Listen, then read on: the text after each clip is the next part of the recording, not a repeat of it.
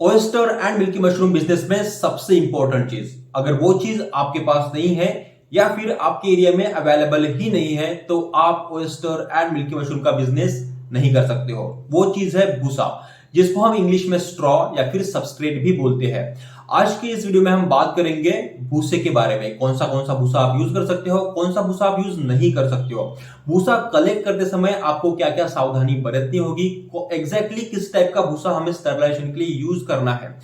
भूसे का साल भर का मैनेजमेंट कैसा रहना चाहिए, भूसे की शेल्फ लाइफ कितनी है और क्या हम भूसे को रीयूज कर सकते हैं, और oyster and milky mushroom business हमारा प्रॉफिटेबल जाने के लिए भूसे की कॉस्टिंग क्या होनी चाहिए, इन सभी चीजों के बारे में आज हम डिटेल में बात करेंगे।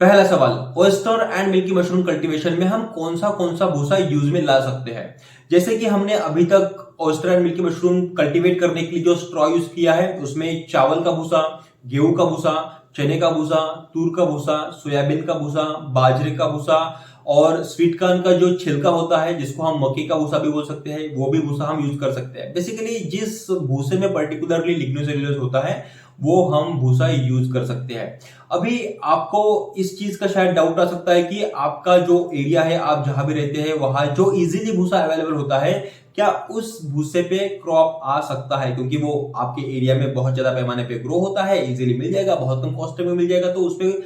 मशरूम उगेगा या नहीं उगेगा, सवाल आपके माइंड में आ सकता है। तो आप जितने भी अभी मैंने भूसे बताए उसमें से तो आप 101% गारंटेड आप उस पे क्रॉप ले सकते हो, क्योंकि उन सभी पे हमने क्रॉप लिया है। लेकिन आप इसमें से अगर जो भी छूट गया है लेकिन वही आपके एरिया में अवेलेबल है तो उसका आप एक या दो बैग का ट्रायल ले लो। एक दो बैग का ट्रायल ले लोगे तो आपको समझ में आ जाएगा कि इसमें माइसिलियम रन होता है या नहीं होता है, उस पे क्रॉप आता है या नहीं आता है। अगर माइसिलियम रन हो गया, क्रॉप आ गया, तो आपका काम बन गया। इन सभी भूसे की जो लिस्ट मैंने अभी आपको बताई, इसके साथ साथ आपके एरिया में जो अवेलेबल है भूसा, उस पर भी आप क्रॉप ले सकते हो। दूसरा सवाल, भूसा कैसा होना चाहिए, या फिर भूसा कलेक्ट करते समय या फिर स्टोरेज करते समय हमें कौन सी सावधानियां बरतनी होगी।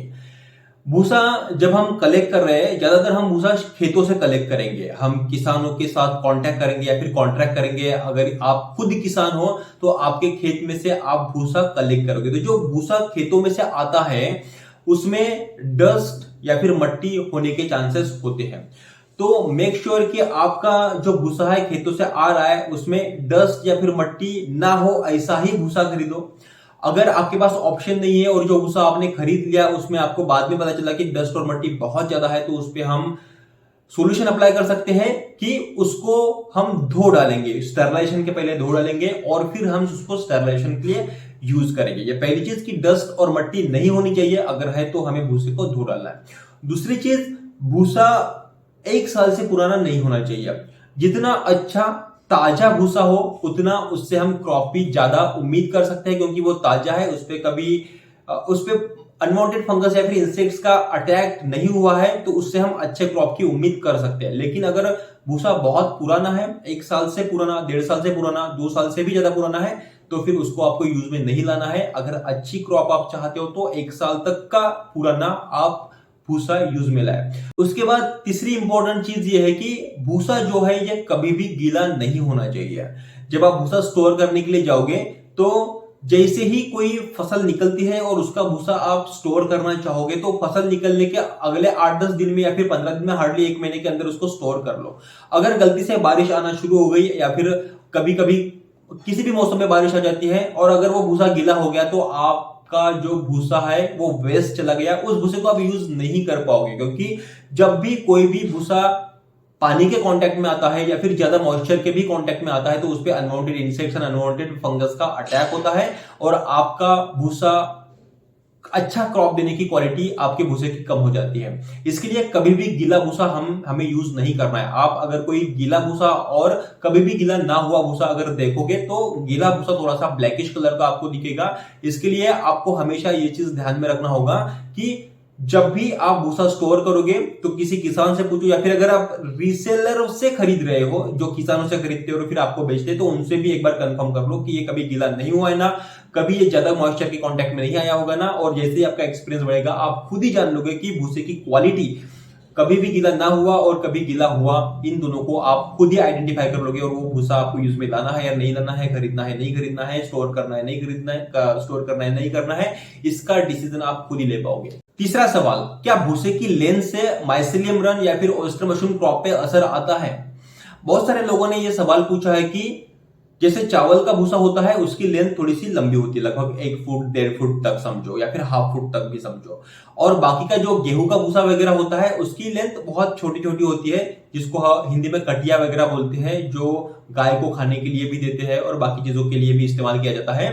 तो उसकी जो लेंथ है भूसे की, क्या उसका असर माइसेलियम पे या फिर ऑयस्टर मशरूम क्रॉप पे आता है? सवाल जायज है, बट ऐसा हमने तो नहीं देखा है, क्योंकि हमने चावल का भूसा जो यूज करते हैं तो हमने जो पूरा 1 फीट 1.5 फीट लेंथ का जो भूसा है उसको भी हमने यूज किया है, तो उससे क्रॉप पे कोई भी असर नहीं आता है। लेकिन मेक श्योर कि हम क्या कर रहे हैं, हम ऑयस्टर मशरूम स्टरलाइजेशन के बाद जब हम बेड फिलिंग कर रहे हैं तो बेड फिलिंग करते समय हम प्लास्टिक यूज कर रहे हैं बेड फिलिंग के लिए, तो अगर चावल का भूसा बहुत ही नरम रहता है, अगर आपका भूसा नरम है, बेड फिलिंग करते समय कोई प्रॉब्लम नहीं आ रहा है और आपका हैंड ग्लोव्स नहीं फट रहा है, आपकी प्लास्टिक नहीं फट रही है, आप आसानी से उसको प्रेस कर पा रहे हो, तो आप कोई भी लंबा भूसा भी यूज कर सकते हो। लेकिन जैसे गेहूं का भूसा थोड़ा सा नरम नहीं होता है, वो थोड़ा सा कड़क होता है और उससे प्लास्टिक भी फट सकती है, तो गेहूं का भूसा हमेशा कट करके ही यूज करना होगा आपको। और बाकी अगर कोई भी नरम भूसा है तो आप उसको बिना कट किए हुए लंबा ही इस्तेमाल कर सकते हो, उससे माइसेलियम रन पे या फिर ऑयस्टर मशरूम के क्रॉप पे कोई भी प्रॉब्लम नहीं आएगा। बस जो कुछ भी प्रॉब्लम आएगा, दिक्कत जाएगी, वो बेड फिलिंग के समय थोड़ा सा उसको ज्यादा मेहनत लगेगी और थोड़ा सा प्रेस करने के लिए परेशानी होगी, इससे ज्यादा कोई परेशानी नहीं होगी। जो आपका पूरा चॉपिंग का या फिर कटिंग की जो मेहनत है वो बच सकती है अगर आप चावल का भूसा या फिर कोई भी नरम भूसा यूज कर रहे हो तो कोई प्रॉब्लम नहीं है, आप लंबा भूसा यूज कर सकते हो, बस वो नरम होना चाहिए, अगर नरम नहीं तो उसको चॉप कर लो, कट कर लो। चौथा सवाल, कौन सा भूसा यूज करने से ज्यादा क्रॉप आता है? अभी बहुत लोगों का यह सवाल होता है कि क्या सर अगर हम चावल, गेहूं, चना, तूर, सोयाबीन, मक्का, बाजरा, इनमें से अगर कुछ यूज करते हैं तो स्पेसिफिकली कौन से भूसे से ज्यादा क्रॉप आता है? अभी इसका direct and straight forward answer ये कि ऑलमोस्ट सभी क्रॉप में से, ऑलमोस्ट सभी भूसे में से सेम क्रॉप आता है, थोड़ा बहुत कम ज्यादा हो सकता है। लेकिन अगर आप बहुत ही स्पेसिफिकली पूछते हो कि कौन सा भूसा एग्जैक्टली हमें ज्यादा क्रॉप दे सकता है, तो उसका आंसर है चावल और गेहूं। चावल और गेहूं का जो भूसा है वो आपको बहुत ही अच्छा क्रॉप देगा, बहुत ही लॉन्ग टर्म देगा, 3-4 महीने तक आपके पेड़ में से क्रॉप आते रहेगा। और उसके मुकाबले जो बाकी के भूसे हैं वो थोड़ा सा आपको कम क्रॉप दे सकते हैं, और सबसे कम क्रॉप देने वाले सोयाबीन और तूर का जो भूसा होता है उसकी बैग की वेट ही थोड़ा सा कम होता है, तो उसमें से आपको थोड़ा सा क्रॉप कम मिलेगा। लगभग बाकी के भूसे में से क्रॉप आप ऑलमोस्ट सेम कंसिडर कर सकते हो। जो हमने एक बैग होती है इसमें से आप 1 से 1.5 kg का फ्रेश ऑयस्टर मशरूम आप एक्सपेक्ट कर सकते हो सही क्लाइमेटिक कंडीशन में, और बेस्ट रिजल्ट के लिए आप गेहूं का भूसा और चावल का भूसा आसानी से यूज कर सकते हो। पांचवा सवाल, भूसे की शेल्फ लाइफ कितनी होती है? जैसे हमने सवाल 2 में ही इसको कवर किया था कि 1 साल पुराना भूसा मत यूज करो, लेकिन आपके पास ऑप्शन ही अवेलेबल नहीं है, बारिश का मौसम है और आपके पास भूसा अवेलेबल नहीं है, जो भूसा है वो 1.5 साल पुराना है, तो ठीक है, मतलब 1 साल से अगर ज्यादा पुराना वो नहीं है तो उससे आप अच्छे क्रॉप की एक्सपेक्टेशन कर सकते हो। लेकिन अगर 2 साल से भी ज्यादा पुराना नहीं है तो भी आप उसको यूज कर सकते हो। लेकिन जो हमने सवाल 2 में कवर किया है कि वो कभी भी गीला नहीं होना चाहिए, डस्ट और मट्टी नहीं लगनी चाहिए, मॉइस्चर ज्यादा नहीं लगा होना चाहिए उसको, तो 2 साल तक पुराना भी आप उसको ठीक है यूज कर सकते हो। लेकिन बेस्ट रिजल्ट के लिए एकदम ताजा 1 साल पुराना तक का आप भूसा यूज कर सकते हो, तो 1 साल ही कंसिडर करके चलो। वर्स्ट के सिनेरियो में जब आपको मिलता ही नहीं तो 2 साल तक का पुराना आप भूसा यूज कर सकते हो, वही उसकी शेल्फ लाइफ है। उससे ज्यादा पुराना ना यूज करो, क्योंकि हम स्पॉन खरीद रहे हैं, हम मेहनत कर रहे हैं, हमारा टाइम जा रहा है, हमारा पैसा जा रहा है, वो सब वेस्ट जाने की संभावना बहुत ज्यादा रहती है अगर आपने बहुत पुराना भूसा यूज किया है, कि वही सबसे मेन है। अगर भूसे की क्वालिटी अच्छी रहेगी तो उससे हमारे ऑयस्टर मशरूम क्रॉप की भी क्वालिटी बेहद अच्छी आएगी। छठवां सवाल, क्या हम भूसे को रीयूज कर सकते हैं? अभी बहुत लोगों ने यह सवाल पूछा है कि जो भूसा हम भूसा यूज करते हैं, उससे हम क्रॉप लेते हैं और फिर जो भूसा बाहर हम वेस्ट निकलता है, क्या हम उसको वापस से रीयूज कर सकते हैं ऑयस्टर मशरूम क्रॉप लेने के लिए? तो उसका आंसर है नहीं, हम उसको रीयूज नहीं कर सकते हैं। अगर आप उसको वापस से स्टरलाइज करोगे, वापस से उसके बेड भरोगे, स्पॉन डालोगे, तो शायद बहुत ही थोड़ा बहुत कम क्रॉप उसमें से निकल आए, क्योंकि उसमें थोड़ा बहुत लिग्नोसेल्यूलोज शायद हो सकता है, लेकिन बहुत ही कम निकलेगा, ना के बराबर। आपकी मेहनत वेस्ट जाएगा, स्पॉन वेस्ट जाएगा, टाइम पैसा सब कुछ वेस्ट चला जाएगा, क्योंकि हमारे भूसे में अगर लिग्नोसेल्यूलोज है ही नहीं, वो ऑलरेडी क्रॉप ने खा के बड़ा होके हमें क्रॉप दे दिया है और उसमें वो चीज है ही नहीं, वो क्षमता है ही नहीं। वो एक बार गीला हुआ था और वापस से हम उसको गीला करके स्टरलाइज करके बेड फिलिंग करके हम उसको क्रॉप के लिए बेड फिल करके उसको हैंग कर रहे हैं, तो उसमें क्रॉप आने की संभावना है बहुत ही कम है, ना के बराबर है। तो हम भूसे को रीयूज नहीं कर सकते हो। अगर उससे आप और कुछ इनकम कराना चाहते हो तो आप उसका वर्मी कंपोस्ट बना सकते हो। अगर आपने 100% ऑर्गेनिक स्टरलाइजेशन किया है, कहीं भी किसी भी हालत में केमिकल का यूज नहीं किया है, और आप आपके यहाँ के पशुओं को वो खाने के लिए दे सकते हो, 100% ऑर्गेनिक किया हो तो, और आपके यहाँ के पशु खाते हो तो। क्योंकि रूरल एरिया में मेरा ऑब्जर्वेशन है, हमारे जो पशु है, गाय है, बैल है, वो उसको नहीं खाते हैं, क्योंकि हमारे यहाँ पशुओं का जो खाद्य है वो भरपूर मात्रा में अवेलेबल होता है। लेकिन शहरी विभाग में अगर पशु खा रहे हैं, 100% ऑर्गेनिक किया है तो, केमिकल किया हो तो उनको खाने को मत दो। लेकिन आप इसका वर्मी कंपोस्ट आसानी से बना सकते हो, चाहे आपने ऑर्गेनिक तरीके से किया है, चाहे आपने केमिकल तरीके से किया हो। आपका जो बेड रहता है उसमें से क्रॉप निकलने के बाद जो बचता है, उससे आप वर्मी कंपोस्ट आसानी से बना सकते हो। अभी वर्मी कंपोस्ट कैसे बनाते हैं इसके बारे में हमने ऑलरेडी 1-2 वीडियो डाल के रखे हैं, और वर्मी कंपोस्टिंग के बारे में आगे भविष्य में हम और वीडियोस डालने वाले हैं। बस हमारे साथ आप जुड़े रहिए। 7वां सवाल, भूसे का साल भर का मैनेजमेंट कैसे करें? अब जो भी भूसा आप स्टरलाइजेशन और बेड फिलिंग के लिए यूज करते हो, वो भूसा और आपके एरिया की जो भी मुख्य फसल है, और आप जो भूसा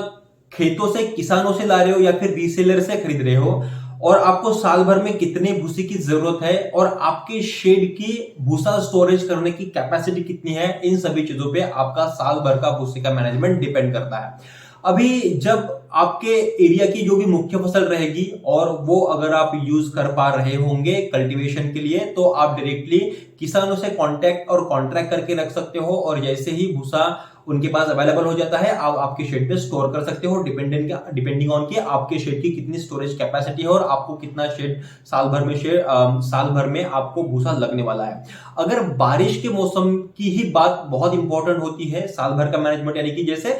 कभी कभी क्या होता है, मल्टीपल क्रॉप आते हैं। जैसे विदर्भ की बात करते हैं, महाराष्ट्र में, तो वहां सोयाबीन निकल आता है लगभग दिवाली के आसपास, उसके बाद चावल भी निकल आता है, उसके बाद समर में गेहूं निकल के आता है। तो पूरा स्टोर करने की जरूरत नहीं, जैसे जो फसल निकल के आई उस तरीके से 1-2 महीने के आप स्टोरेज करते हो तो साल भर का मैनेजमेंट हो जाता है। लेकिन आप जिस भी एरिया में रहते हो, वहां का मुख्य फसल क्या है और किस प्रकार से वहां क्रॉप आता है, उस हिसाब से आपको खुद ही समझना चाहिए कि किस तरीके से स्टोरेज करना होगा। बट बारिश के मौसम का मैनेजमेंट, 3-4 महीने का मैनेजमेंट जरूर कर लो। बाकी की मौसम में आपको भूसा मिलने की संभावना बहुत बढ़ जाती है, क्योंकि बारिश नहीं आती होती है, तो भूसा मार्केट में या फिर रीसेलर वालों से भी आपको आसानी से मिलने की संभावनाएं बहुत ज्यादा है। अगर आपके पास स्टोरेज स्पेस नहीं है तो मेक श्योर कि जो रीसेलर वाले हैं उनको आपको सही दाम में अगर रेगुलर अवेलेबिलिटी के साथ मिलते रहे, तो भी आपका साल भर का मैनेजमेंट होता रहेगा। आप साल भर ऑयस्टर मशरूम क्रॉप लेते रहोगे या नहीं, ये इसी पे निर्भर करता है कि आपके पास साल भर भूसा अवेलेबल है या नहीं है। अगर आपके पास साल भर भूसा अवेलेबल नहीं है तो आप साल भर ऑयस्टर मशरूम का क्रॉप नहीं ले पाओगे। 8वां सवाल, भूसे की क्या कॉस्टिंग होनी चाहिए जिससे अगर हम खरीद रहे समझो तो हमारा oyster and milky mushroom business profitable हो सके? तो नॉर्मली जैसे हम कंसिडर करते हैं कि भूसा अगर आप खरीद रहे हो या फिर कहीं से ट्रांसपोर्ट करके भी ला रहे हो, तो लगभग 10 रुपए से लेके 12 रुपए पर केजी के हिसाब से आपको भूसा मिलना चाहिए, ताकि आपका ऑयस्टर एंड मिल्की मशरूम का बिजनेस प्रॉफिटेबल हो सके। अभी एवरेज अगर हम 10 रुपए पर केजी के हिसाब से भी आपको मतलब आप अगर खरीद रहे हो और आपका 10x10 का शेड है और आप 100 बैग्स पर मंथ आपके शेड में लगा रहे हो, तो लगभग आपको साल भर में 1.5 से लेके 2 क्विंटल तक का आपको भूसा लगेगा। और